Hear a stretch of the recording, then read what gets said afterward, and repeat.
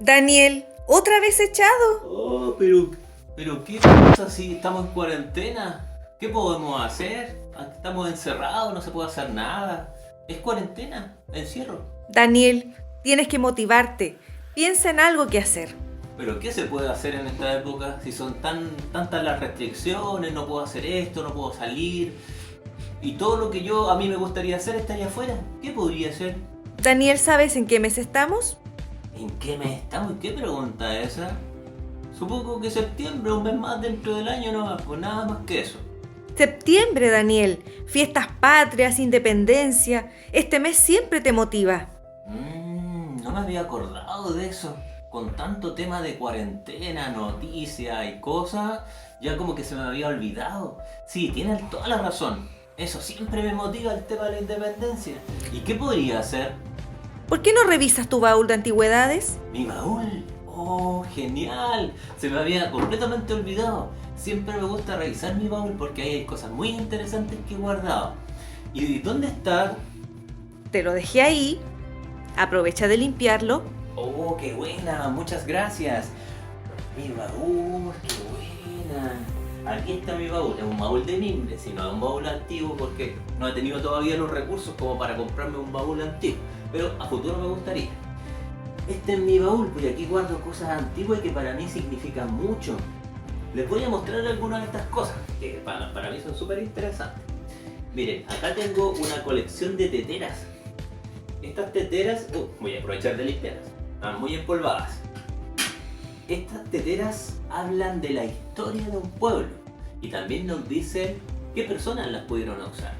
Por ejemplo, esta por sus características debió ser usada por un grupo de sector alto, una aristocracia por ejemplo, personas de alta alcurnia, de altos recursos.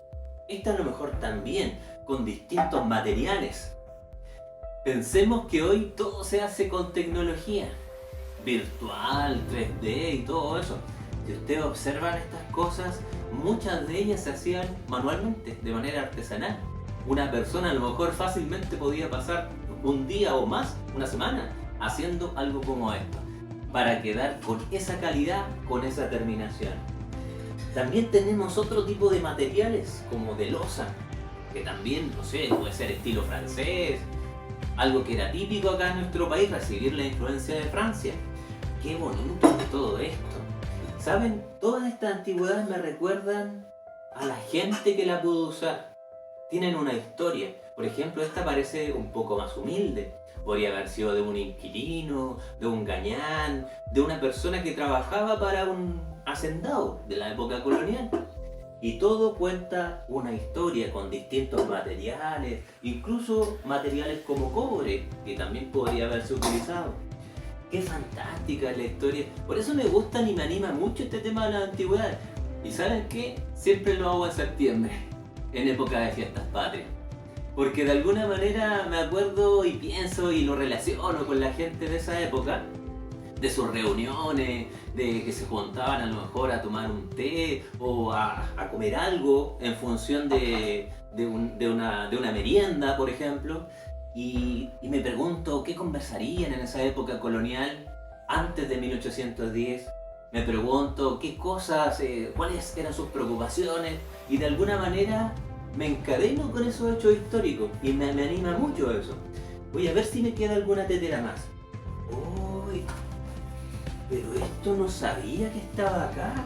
Mira. La bandera.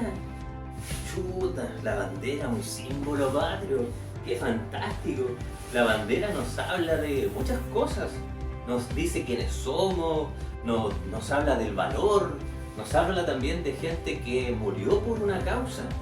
Lamentablemente, ¿cierto? Los procesos, las revoluciones, las independencias también hablan de gente que murió, pero por una causa noble, que lucharon, que fueron de alguna forma héroes patrios. Eso es fantástico para mí, por un lado. También igual siento su muerte, pero es fantástico en el sentido que gracias a ellos nosotros tenemos lo que tenemos hoy en día, gracias al esfuerzo de otras personas.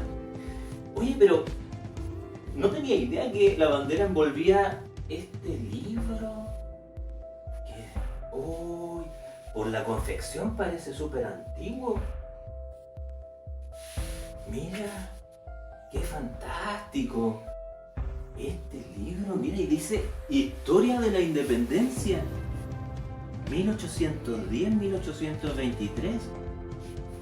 Y está escrito a mano, más fantástico todavía. Incluso tiene una dedicatoria que habla de una antigua familia del Reino de Chile. Una familia, debe haber sido una familia de muchos recursos, de hacendados, debe haber tenido ganado. ¿Y qué es lo que es esto? Hay un documento, una carta, y además acá nos hablan de Bernardo Higgins, los hermanos Carrera, Juan Martínez de Rosas. Oye, nos habla de múltiples personajes. ¿Ya? Oh, qué fantástico, no esperaba encontrarme con todo esto. Oh, uy, había descuidado la carta y eso, ¿qué es lo que será? ¿Qué será ese documento? Parece como una carta antigua. ¿Y qué es esta carta antigua? Dice, oye, en un título aquí dice, La conspiración de los tres Antonios. Qué raro, 1780, Reino de Chile. Oye, ahí estábamos en la época colonial todavía, 30 años de que se iniciara la independencia en 1810. ¿Qué nos dice esta conspiración? Dice, la llamada conspiración de los tres Antonios o motín de los tres Antonios fue una conjura menor que surgió en la Capitanía General de Chile contra las autoridades coloniales españolas en 1780.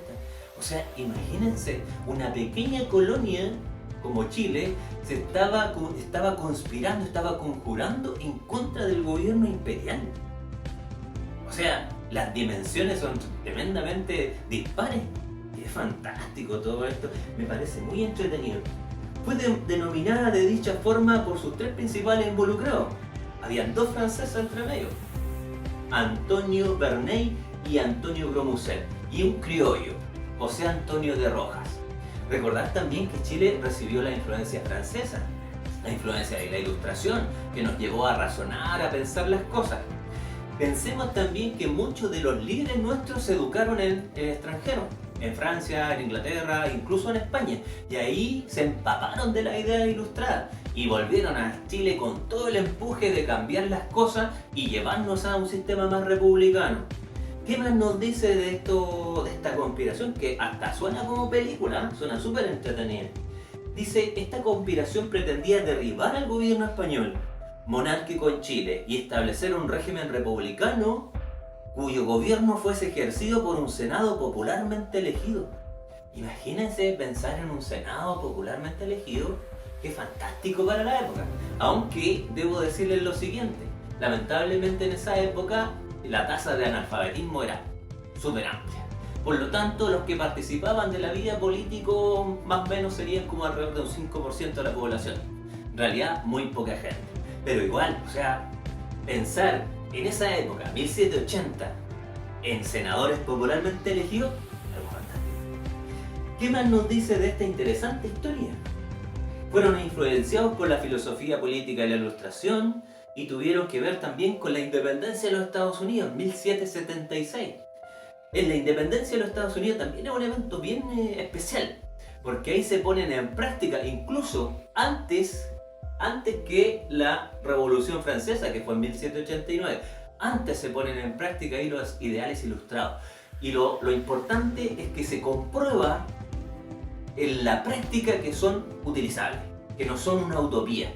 Y nuestro país también se ve influenciado por la independencia de los Estados Unidos. Incluso Estados Unidos envió algunos diplomáticos a Chile para tratar de ayudarnos en este proceso emancipador. Oye, qué interesante las cosas que uno descubre, ¿eh? Y pensar que yo estaba molesto, enojado por este tema de la cuarentena, y mira, tenía algo que hacer acá que me anima mucho. Uno siempre puede encontrar cosas que lo animan. Es cosa de buscar, es cosa de pensar. ¿Qué más nos dice de esta interesante conspiración? Uy, lamentablemente, esta conspiración fue descubierta. No me acordaba de ese dato. Y no pasó de ser un hecho anecdótico en su momento, pero ha sido considerado como una precursora de la emancipación en Chile. Pero aquí viene una parte bien interesante que es como de una película de hollywoodense. ¿Y cómo se descubrió esta conjura? ¿Cómo se descubre esta conspiración? Gros Musset, uno de los franceses, un poco descuidado, debo decirlo, perdió su valija, perdió su maleta y contenía los planes detallados de la conspiración. La valija fue devuelta a la policía y traducida, ya que estaba en francés, y se develaron todos los secretos de esta conspiración, lamentablemente. Entonces tomó carta en el asunto la Real Audiencia de Chile, el tribunal máximo en esa época. Emitió una orden de detención de los tres Antonios en enero de 1781. ¿Qué va a pasar con estos tres líderes emancipadores? ¿Ya? Que de manera interesante, ya antes de 1810 habían sido precursores de nuestra independencia. Van a ser lamentablemente exiliados. Los dos franceses son enviados primero al Perú y luego a España. En ese trayecto, lamentablemente, el barco zozobró y murieron ahogados, lamentablemente. ¿Qué iba a pasar con el tercer Antonio, José Antonio de Rojas, que era criollo? Los otros dos eran los franceses. Fue declarado inocente y vivió un breve exilio en España. Posteriormente regresa en 1809 y se va a unir al movimiento emancipador. Qué interesante toda esta historia, queridos alumnos. Como ven, la historia es dinámica. La historia, cierto, nos lleva a pensar en el pasado, el futuro, el presente. Y esto de la independencia y esto de septiembre, las fiestas patrias, es algo que debe hacernos sentir muy orgullosos. Daniel, ¿y no tenías videoconferencia? Videoconferencia, la reunión. Bien, queridos alumnos, los tengo que dejar. Ya tengo que ir a una reunión, como ustedes saben, estamos trabajando vía remota, así que tengo que ir rápidamente a una reunión. Pero no se preocupen, mañana una nueva cápsula de historia sobre algo súper entretenido relacionado con nuestra independencia. Muchas gracias y que tengan un excelente día.